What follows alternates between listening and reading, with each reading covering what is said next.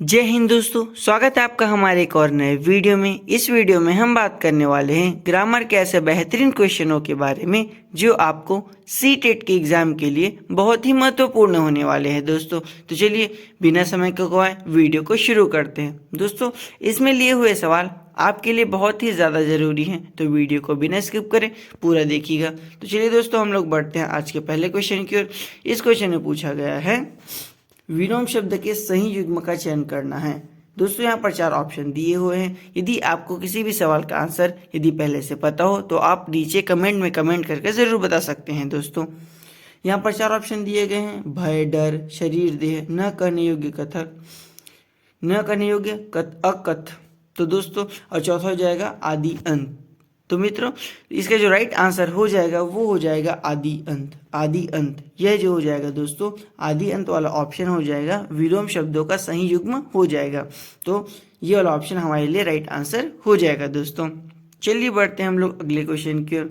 अगले क्वेश्चन में दिया हुआ है, दिए गए वाक्यांश के लिए एक शब्द दीजिए। तो दोस्तों, इसमें पूछा गया है जिसके समान कोई दूसरा न हो, जिसके समान कोई दूसरा न हो। तो दोस्तों, इसका 4 ऑप्शन यहाँ पर दिए हुए हैं। इस जिसके समान कोई दूसरा न हो तो अनुपम, अद्भुत, अनूठा, अद्वितीय। तो दोस्तों, इसका जो राइट आंसर हो जाएगा वो हो जाएगा ऑप्शन नंबर 4 अद्वितीय। जिसके समान कोई दूसरा न हो, इसका जो राइट आंसर हो जाएगा वो हो जाएगा अद्वितीय।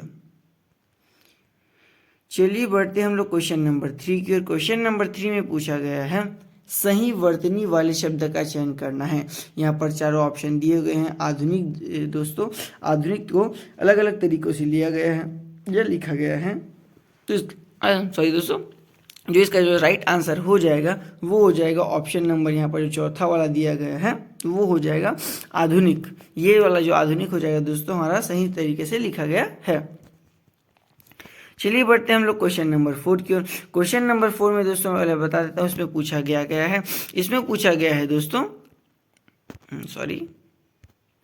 इसमें पूछा गया है कि रिक्त स्थान को भरने के लिए सबसे उपयुक्त शब्द का चयन करना है। रिक्त स्थान को भरने के लिए तो दहेज प्रथा भारत समाज का एक बहुत बड़ा क्या है दोस्तों? ख्याति है, विशेषण है, कलंक है या पहचान है। तो दोस्तों, इसका जो राइट आंसर हो जाएगा वो हो जाएगा कलंक। दहेज प्रथा भारतीय समाज के एक बहुत बड़ा कलंक साबित हो चुका है दोस्तों, ये बहुत कलंक। तो ये कलंक जो हो जाएगा हमारा राइट आंसर हो जाएगा चौथे क्वेश्चन के लिए। चलिए बढ़ते हैं हम लोग क्वेश्चन नंबर 5 की ओर। क्वेश्चन नंबर 5 में पूछा गया है दिए गए शब्द का विलोम चुनना है। दिए गए शब्द का जो प्रत्यक्ष शब्द होता है दोस्तों इसका विलोम चुनना है। प्रत्यक्ष का विलोम क्या हो जाएगा ये हमें बताना है। तो दोस्तों, परोक्ष, अभिमुख, सम्मुख, समीप। तो दोस्तों, इसका जो राइट आंसर हो जाएगा प्रत्यक्ष का विलोम का वो हो जाएगा ऑप्शन नंबर 1 परोक्ष। ऑप्शन नंबर ए जो हो जाएगा हमारा राइट आंसर हो जाएगा। क्वेश्चन नंबर 6 देखते हैं दोस्तों। इसमें पूछा गया है दिए गए शब्द के पर्यायवाची शब्द का चयन करना है। पर्यायवाची शब्द का चयन करना है। आभूषण, आभूषण का पर्यायवाची दोस्तों, आभूषण का क्या होता है पर्यायवाची हमें बताना है। सलील, अलंकार, वसुंधरा, समास। तो दोस्तों, इसका जो राइट आंसर हो जाएगा वो हो जाएगा अलंकार। अलंकार 6वें का जो दोस्तों हो जाएगा राइट आंसर अलंकार हो जाएगा दोस्तों। क्वेश्चन नंबर 7 में देखते हैं। क्वेश्चन नंबर 7 दिया गया है दोस्तों हमारे स्क्रीन पर। इसमें पूछा गया है दिए गए शब्द के पर्यायवाची शब्द का चयन, दिए गए जो शब्द है उसके पर्यायवाची शब्द का चयन करना है। तो बादल शब्द यहाँ पर दिया हुआ है दोस्तों। इसका जो राइट आंसर हम लोगों को बताना है इन चारों में से कौन सा है बादल शब्द का पर्यायवाची। पर्वत, पानी, पयोधर, पवन। तो दोस्तों, इसका जो राइट आंसर हो जाएगा 7वें का वो हो जाएगा ऑप्शन नंबर 3 पयोधर। पयोधर जो हो जाएगा दोस्तों इसका राइट आंसर हो जाएगा, क्योंकि पर्वत जो है पहाड़ का, पानी जो जल या पानी बोल सकते हैं, पवन ये तो हो ही नहीं सकता दोस्तों। तो इसका जो राइट आंसर हो जाएगा वो पयोधर हो जाएगा। चलिए बढ़ते हैं हम लोग अपने अगले क्वेश्चन की ओर।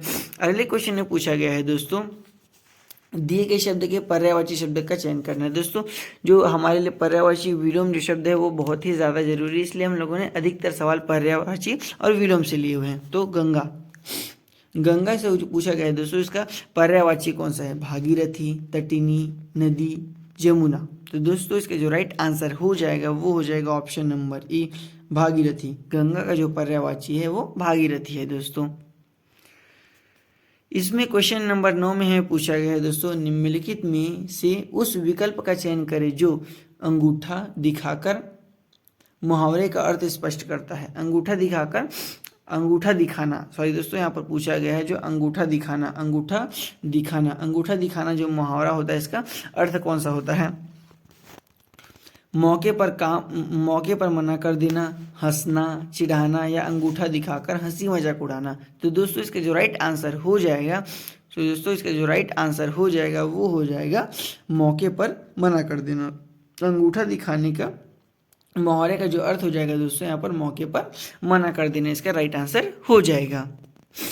चलिए बढ़ते हैं हम लोग क्वेश्चन नंबर अपनी 10 की ओर। क्वेश्चन नंबर 10 में पूछा गया है दोस्तों, निम्नलिखित में से कौन सा संज्ञा जो है का बना हुआ विशेषण है? संज्ञा का बना हुआ विशेषण कौन सा पूछा गया है दोस्तों? यहाँ पर 4 ऑप्शन है, श्रद्धालु, स्वर्णिम, अच्छाई, सामाजिक। दोस्तों इसका जो राइट आंसर हो जाएगा कि निम्नलिखित में से कौन सा संज्ञा से बना हुआ विशेषण है, तो इसका जो राइट आंसर हो जाएगा वो हो जाएगा अच्छाई।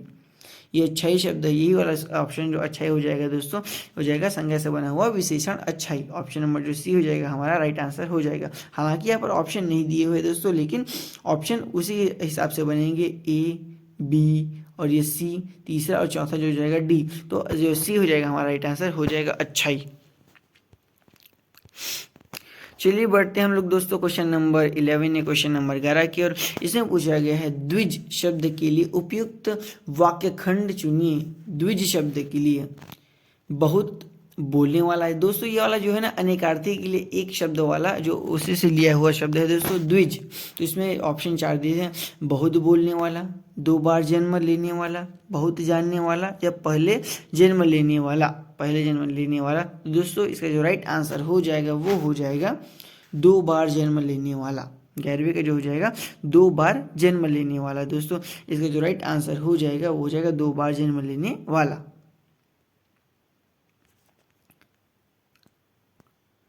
सॉरी दोस्तों एक बार सॉरी मैं आपको बताते हुए चलता हूँ, तीसरे का अच्छा ही सही, हाँ चल सही है दोस्तों, सही बताया मैंने। तो जो दूसरे का ये हो जाएगा राइट आंसर 2 बार जन्म लेने वाले, तो हम लोगों ने देख लिया, ये वाला ऑप्शन हो जाएगा। चलिए बढ़ते हैं हम लोग अपने क्वेश्चन नंबर, यहाँ पर लिखा नहीं है लेकिन इसे हम 12 मान के चलते हैं। तो ये हो जाएगा वह एक उद्यम, ये सॉरी दोस्तों वह एक उत्तम व्यक्ति है। वह क्या है? उत्तम व्यक्ति है। उक्त वाक्य में रेखांकित जो पद कौन था? उत्तम था। उत्तम का विलोम बताना है, हमें उत्तम का विलोम बताना है। तो स्वतंत्र, शाश्वत, कृतज्ञ और अधम। अधम तो दोस्तों इसका जो राइट आंसर हो जाएगा उत्तम का विलोम तो होता है अधम। उत्तम का जो विलोम हो जाएगा अधम हो जाएगा दोस्तों। तो ये वाला ऑप्शन हमारा राइट आंसर हो जाएगा। चलिए बढ़ते हैं हम लोग क्वेश्चन, यहाँ पर उल्टे पुल्टे दिए हुए हैं सर, और ऑप्शन टाइपिंग में कुछ अंतर है ये वाले जो सवाल है, तो इस पर आप ध्यान मत दीजिएगा, आप क्वेश्चन को देखिए। को चने चबाना, सॉरी दोस्तों यहाँ पर फिर गलत है, यहाँ पर लिखना चाहिए था नाको नाको नाको नाको नाको नाको नाको चने चबाना। नाको जो चने चबाना मुहावरे का सही अर्थ क्या है दोस्तों? नाको चने चबाना का सही मुहावरे का अर्थ बताना है। तो यहाँ पर ऑप्शन दिए गए, अपनी बातों से परेशान करना, बहस करना, पातूनी होना, बहुत तंग करना। तो दोस्तों इसका जो राइट आंसर हो जाएगा नाको चने चबवाना। तो इसका जो राइट आंसर हो जाएगा बहुत तंग करना, बहुत ज़्यादा ही तंग कर देना। इसके लिए मुहावरे का यूज़ करते हैं नाको चने चबाना। चलिए बढ़ते हैं हम लोग अपने अगले क्वेश्चन की ओर। इस क्वेश्चन में पूछा गया है निम्नलिखित में से किस वाक्य में निम्नलिखित में से किस वाक्य में गुणवाचक अशुद्धि है? गुणवाचक अशुद्धि किस में है दोस्तों, इसके बारे में बताना है। तो तुम दोनों यहाँ कैसे आए, यह कुत्ता, यह मेरा कुत्ता है, यह नया इमारत है, इस भवन में 3 द्वार हैं। तो दोस्तों इसका जो राइट आंसर हो जाएगा वो हो जाएगा यह नया इमारत है। ये वाला जो ऑप्शन हो जाएगा गुणवाचक अशुद्धियाँ इसमें है, तो ये वाला ऑप्शन जो हो जाएगा हमारा राइट आंसर हो जाएगा। ये वाला हमारा राइट आंसर हो जाएगा दोस्तों। ठीक, चलिए बढ़ते हैं हम लोग अपने अगले क्वेश्चन की ओर। इसमें पूछा गया है वह स्थान जहाँ से यमुना निकलती है, वह स्थान जहाँ से यमुना निकलती है। तो दोस्तों अस्ताचल, यमुनोत्री, गोत्री, और उदयंचल। तो दोस्तों इसके जो राइट आंसर हो जाएगा कि गंगा, सॉरी दोस्तों यमुना पूछा गया है, यहाँ पर जमुना के बारे में पूछा गया तो वो स्थान जो हो जाएगा जमुनोत्री हो जाएगा। यदि गंगा के बारे में पूछा गया होता तो गंगोत्री हो जाता।